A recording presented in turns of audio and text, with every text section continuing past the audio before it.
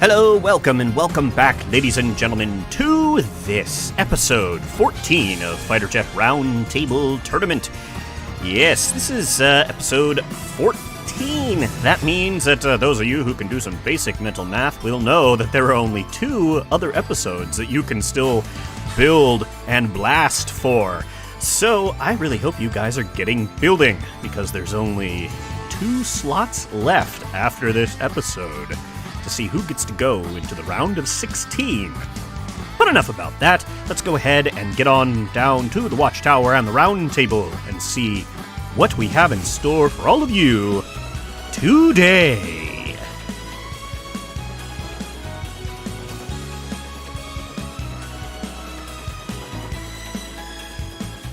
So here we are back at the Round Table, taking a look at today's first 2 competitors. We have the T31M1 Woebegong, sent in by the man, the myth, the legend, Reverend Jellybeans himself. Yes, the second most powerful British man known to all of humankind after the spiffing Brit. So, but in honor of that, make sure you have a nice warm cup of tea ready while you're watching this episode. And today they will be fighting against the SUEX33, sent in once more by Callsign Blaze. Yes, Blaze has returned after the humiliating defeat of his ADT F15, and this time he's got something different. So let's go ahead and first go down here, since let's go ahead and look at the SUEX first, since, well, it is technically the first on the list. That being said, let's look at this aircraft. It looks pretty sleek and sexy, ask me. It looks very, very nice. Definitely getting flanker vibes from this thing. As you would expect, it is a Sukhoi after all, or at least modeled after one. Large, very stable tail surfaces there, looking very cool, and an F-14 cockpit, which I thought was an interesting choice, since we do actually have a couple Sukhoi cockpits in the mod pack. Although, maybe he just wanted the tandem seating, the 2-seater cockpit, which I can understand. Either way, very sleek, very pretty, and actually using Saturn engines, which, those are actually the engines that would be on this kind of aircraft in real life. The Saturn AL-31s, yes, yep. So let's see, we have AIM-9Xs, GSH-32Ks, which I'm not sure if those are the high explosive ones or not off the top of my head. It might not be, in which case it'll be interesting to see how those play out anyway. Meteor missiles for long-range capability, and QAMs for the special weapon, close-range death. So, very, very nasty looking. And of course, it's sporting a custom color scheme. Kind of hard to see. It is blue on the bottom, gray on the top. Honestly, I think it would have looked cooler if those were flip-flop, but hey, you know, that's just up to me, and I'm not the one who's making these things. Either way, looks very nice. It looks like it'll perform nicely. Will it? Well, I guess we'll have to wait and see. But first, what is it fighting? And over here on the A side, but yet representing Shiver Squadron, it is the Wobegongs, or Woebegong, which I should add is a type of shark, which is especially funny because these are using very close to the same cockpit that the Goblin Shark is using. That was intentional. Knowing Rev, it probably was. So let's actually take a look at this aircraft. We've got Meteors for long-range, PL-10s for close-range capability, heat seekers, QAMs, and sauerkraut dispensers, which pretty sure they're actually BK-27s. They are, in fact, probably why he mentioned sauerkraut, because haha, German gun, haha. So, this craft is very, very light. As a result, it has a very limited missile armament. However, it is being powered through the air by 2 Product 30 engines, which are quite nasty. Very, very powerful engines for an aircraft this light. So I would expect this aircraft to be very, very speedy. Of course, the split air brakes are always a nice addition. I am a huge fan of that. Everyone knows this by now. We've been doing this for how many episodes now? That being said, the other one, call sign Madman, they are identical in every way except for some AI differences that I didn't bother to look into because why do I care? As long as their AOA limits are where they need to be, I don't care. So, it is interesting to note, however, that this is a P-wingless design, which is quite the minority this season so far. But Rev he has built things since the old days in this way, so if anyone is going to know his way around some plane parts, it's going to be Mr. Sir Jellybeans. So, let's get to the tower and have these things start shooting at each other, huh? And so here we are for round 1. Let's get them into the skies and start the competition. Very quickly, the Wobegongs are moving, and those twin Saturns on the SUs are just hurling them through the skies quite nicely. Well, I guess it's time for the long wait. For me, you guys have the benefit of editing. I get to wait. And without a hitch, competition starts. I happen to know that the Wobegongs use a very, unique countermeasure system. Unique in that it's very non-standard for what most people seem to be using. I can't say whether or not it's good or bad, as I have yet to see it in action, but I can say that it is non-standard. So, non-standard it is. That being said, we have meteors coming in on the Sukhois. Nice misses going on. Looks like the meteors are now firing at the Wobegongs. Wobegongs are quite speedy, as we can see, zipping around, completely pretending like the meteors weren't even there. Alright, so now we're getting into the close-range dogfight. I am going to get behind one of these and watch as they fly in. Ooh, looks like it hit itself with its own missile there. That is not good. I mean, you know, of course, hitting yourself with your own missile is never a good thing anyway, but still, it bears to be said. We have BK-27s going off. I'm going to take a wild guess, and yep, it's this one. Sukhoi being lit up, losing both its engines and being carved in half. Beautiful, beautiful fires on those. Let's get to the Sukhoi. As is tradition, we follow that solo fighter whenever it's the only one left, and absolutely just shredded by the Imperial powerhouse that is Reverend Jellybeans. Long live the Empire. And after a very fast round 1, let's go ahead and get into round 2. So far, it's been somewhat difficult for most aircraft to make use of those BK-27s. Just crunching the numbers, they do have the highest burst mass on target when it comes to explosive force. It doesn't necessarily mean they are the best gun, but they're quite good. Benefit being that if you can actually get the bullets on target, you will likely get more shots hitting your enemy than something like the Gao-22, which is a little less accurate, though it's a little more spray and pray. And, well, with its small and nimble physique, as it were, the Wobegong seems perfectly capable of getting those deadly, deadly guns on target. So, will this be a lightning-fast round 2, or will the Sukhois manage to, well, beat the borscht out of the Wobegongs? And just like that, competition starts. I probably won't even have to cut that. Good for me. And the Meteor missiles are once again being launched. Meteors actually being European missiles. Might actually be French. I don't actually know. I don't know. I'm sure if Rev cared, he probably wouldn't be using some filthy Frenchman missiles.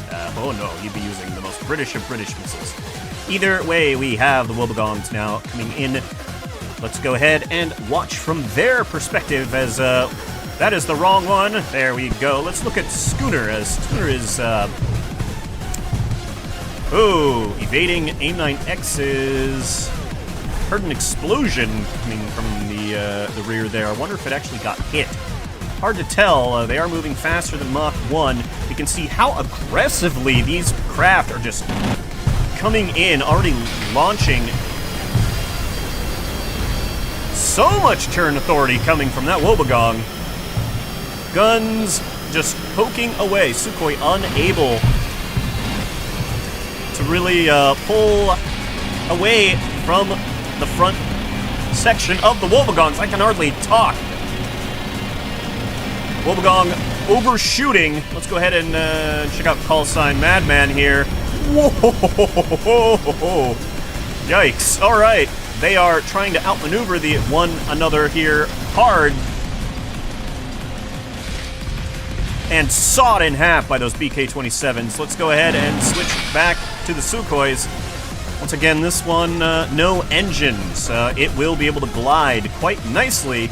Woebegong doesn't even care that it's moving so slowly.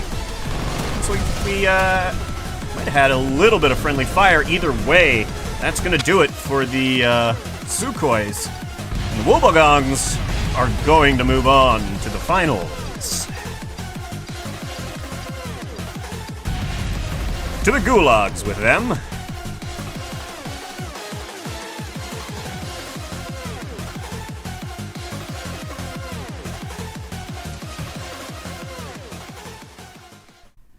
And we are back here for, well, round 2. This time we have the X-15 Fubuki and XA-16 Congo, piloted by No Pay Pixie. Sent in by Electro Halo. And those two aircraft will be going up against the near future Pulse Saturn, or the near future for short, sent in by Q is for question. So let's go ahead and take a look at these aircraft over here on Team A first. Let's get down here. This is the Congo, which supposedly is piloted by Pixie, even though I guess Dudrin Kerman is nickname is Pixie or something. That being said, a very small, very light aircraft, very different from Electro Halo's other designs. Seems to have learned quite a bit, actually, from this. You can see the hit points here being quite a bit higher for the parts that have been chosen this time, and going with a single afterburning Saturn there for the main engine. May prove difficult if this very, not great HP part, which is, as far as I can tell, the only intake gets blown off, but hey, it is also rocking pulse lasers for special weapons, and the standard AIM-9X and Meteor loadout for distance. Altogether, a very small, very nimble, questionably placed ASA radar craft. That being stated, let's go ahead and take a look at its friend over here, the X-15 Fubuki, piloted by Nubo Kerman. This aircraft looks pretty cool. Kind of got that thing going on there. The, what do you call it? Whatever. It's cool. It's a nice flat nose cockpit. Looks very nice. Once again, massive glaring flaw. Giant wings. 400 hit points. Not the best choice, in my opinion. This one, however, is running with an EML, something we have not seen in a while. Don't know why it's on engaged surface, but it is, and I'm certainly not touching the aircraft. AIM-9X's, GAU-22s, and Meteors, a nice standard missile loadout piloted through the air by 2 Saturn engines. Altogether looking quite deadly and, well, scary. Except for the paper-thin wings. Definitely a questionable choice. Anyway, let's go take a look at what Q is for question has on the other side. So over here on Team Q, we have the near futures, once again sent in by Q is for question. We have those in a deployed air brake state, since I have the brakes enabled. Kind of a cool thing there. And this is apparently being inspired by, German design aircraft, kind of a 6th generation stealthy, speedy plane. Definitely looks it by looking at it. On the looks very stealthy and scary indeed. These canards are very cool. I would probably be worried that they would be smashing into that where it's real, but, you know, this is KSP, so what do we care? This craft is also rocking pulse lasers for its special weapon, which are hidden right there on either side. Very, very nicely done. We've got just standard fuselages here. Nose cone adapters for that nice rounded look. Always pleasant. We can see the ECM jammers in the area there. And in the back, it is piloted by 2 Saturn engines, as you can tell by the name. Running with AIM-9X's Meteors, PL-10s, and the Pulse Lasers. I expect these things to be terrifying dogfighters, if nothing else. So, without any further ado, let us put that theory to the test. And here we are for the first fight of round 2. Let us get these aircraft into the sky. Good luck to both of our competitors. And competition starts between these two fighters. Yep, there we go. The near future's getting their missiles off first, as neither the Fubuki or the Kongo are particularly stealthy aircraft. Meteors speeding in very quickly, as they are wont to do, as the near futures close the distance on these aircraft. Definitely the stealthier of these designs, that's for sure. Now firing, let's see, PL-10s. AIM-9X is now coming from the Fubuki and the Kongo. And our buddy No Pay Pixie. And they are now closing in definitely. Let's go ahead and get to, well, one of these, because they are moving the fastest, and I want to see how they react. Oh! Fubuki smashed by an AIM-9X. And the near future's now, looks like it's trying to get a lock with a meteor. The other near future lighting up the Fubuki with pulse lasers, but not able to get a clear shot, looks like. However, the Kongo killed, apparently, by our buddy here, Pixie earning his pay, so to speak. That being said, this is debris. The only reason it has anything going on is because the weapon manager is still there. So, technically speaking, well, I guess it didn't have to. Near Futures showcasing their vicious dogfighting capabilities. Well, let's go ahead and, alright, let's go ahead and, get into round 2. And after a very quick round 1, we are back for round 2 between these aircraft. Based on the showing there, I'm going to guess that the near futures will probably be going on, unless some sort of catastrophic failure and or elimination of borders allows the X-15 and X-16 to claim victory. Well, I guess we'll have to find out. And competition starts for what could be the final fight in this round. Kongo and Fubuki still in the process of turning around to face their opponents, as the missiles are already streaking across over the top of Kaz Kerman's head. And those missile evasion routines doing their job, protecting the aircraft from those high-speed meteors. Now we're getting closer. I'm going to be willing to bet those are either more meteors or PL-10s. Looks like it's PL-10s, as they are closing into heat-seeking range. Now that we've done that, let's go ahead and get on down to the Kongo this time. I think it's this one. And lucky that I chose that, because it looks like the, yes. Looks like I'm lucky that I chose that, because, well, the Fubuki got smashed by a missile already. Oh, and, well, it's... okay. It's dead. Jeez, talk about a take no prisoners kind of thing. But, you know, hey, Germans and war crimes, you know, it just kind of goes together. Either way, we are now heading in to the finals.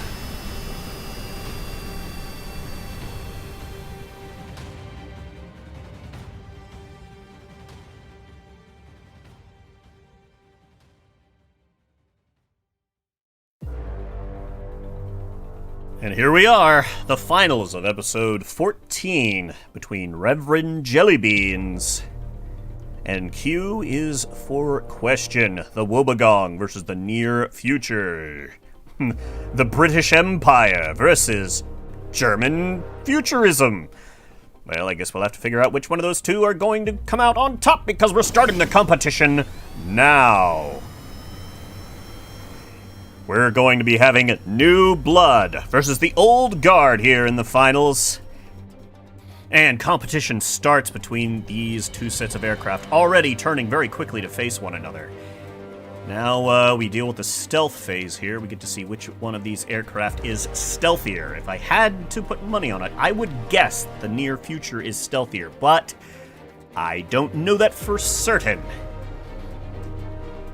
One thing I can say is that these aircraft have similar thrust-to-weight capabilities. They're almost identical, and sure enough, the Near Future's getting their missiles off first.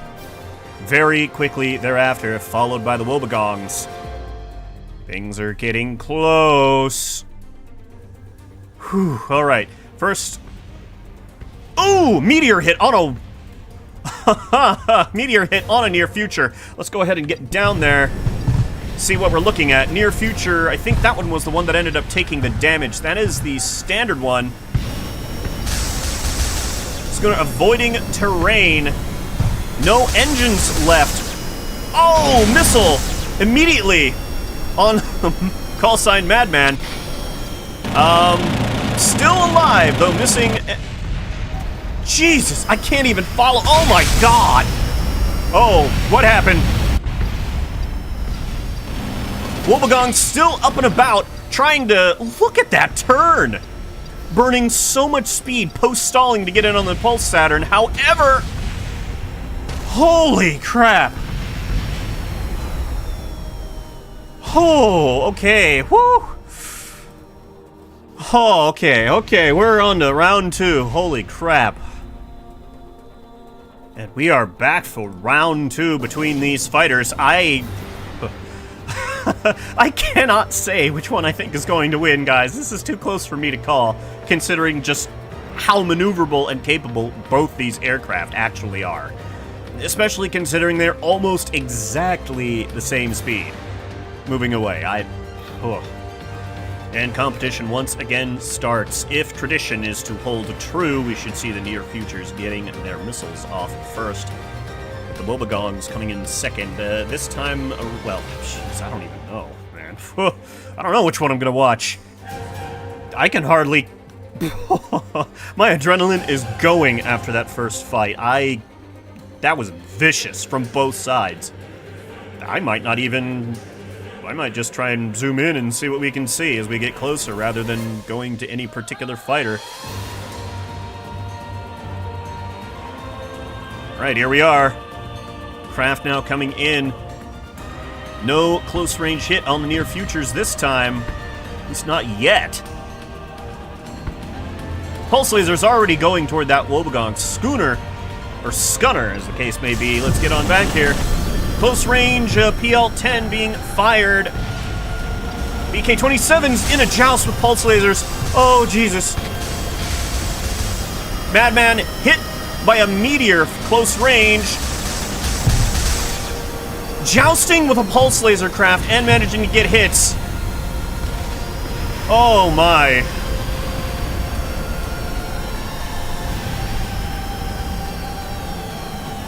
Whew. Well, ladies and gentlemen, I think it is indeed safe to say that we have a winner for this episode of Fighter Jet Roundtable Season 2. Your winner for episode 14 is none other than the near future, sent in by Q is for question. A beautiful aircraft. Rev, you put up a hell of a good fight, man, and I happen to know you have at least one other aircraft on the back burner that you've been working on for competition. And I really look forward to seeing that. As far as Q, you have submitted and submitted and submitted. In true FJRT2 fashion, you have continued to put yourself out there, come up with new and creative designs. Hats off to you, man. You definitely earned this victory. Mr. Jellybeans was no small fighter to overcome. That being said, with only 2 episodes remaining, until next time, I've been Kaz. Happy building, and happy blasting.